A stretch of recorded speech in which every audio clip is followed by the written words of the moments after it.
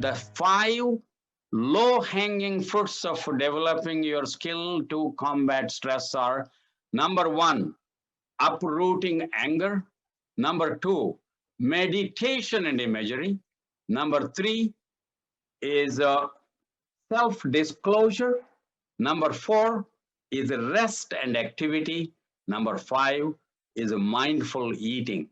In our extensive research over the last 40 years, these 5 elements have tested to be true over and over again. That is, once again, uprooting anger. We have a full 1 hour teaching on how to manage anger. Simply put, anger is the feeling that the other person is not fitting your agenda. And the easiest way to counter anger is focus your awareness on your heart and ask this one simple question: can I experience caring love or loving kindness towards this person here and now?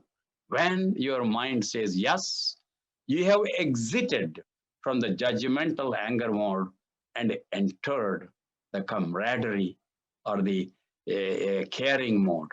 And this alone is the simplest tool to counter anger.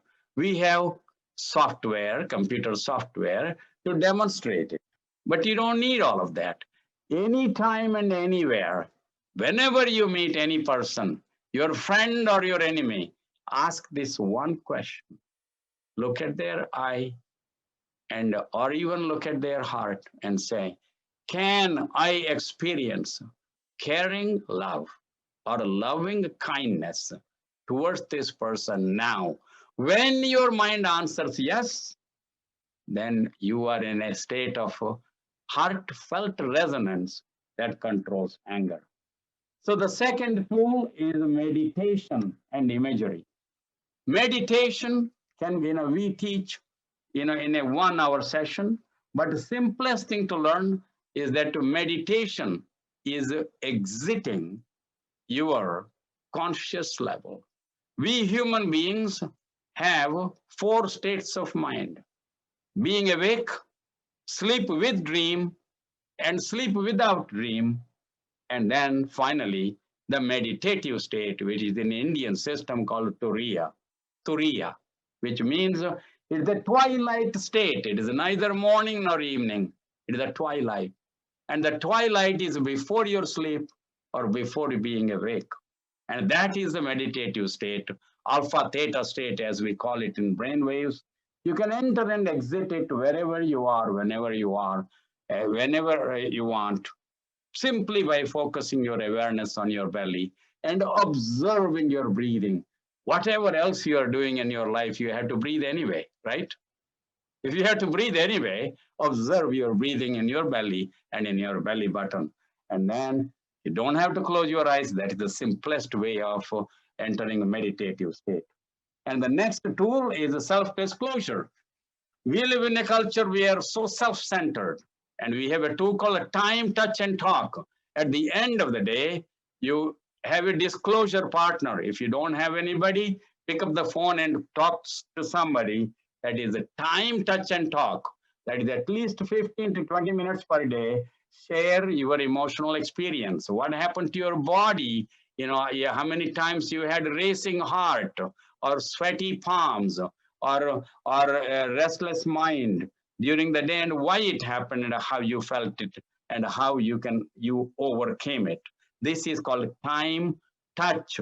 First, in olden times before COVID, we had a lot of chance to touch, but now you can touch remotely with a 6-foot pole or whatever. Okay, so time, touch, and then talk. What do you talk? Not about the politics or anything, any gossip.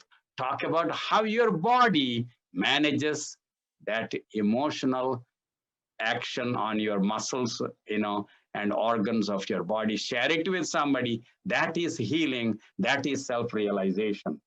And the rest and activity is the third tool I mentioned. And that's the rest and activity, or third or fourth tool.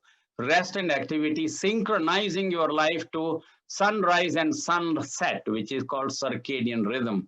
particularly after we have the computers, people use too much of your time on the computer screen, which are the five screen times: computer, video games, television, and then all of these digital instruments you have, the phone and whatever else you use. And so stay away from it, especially after sunset.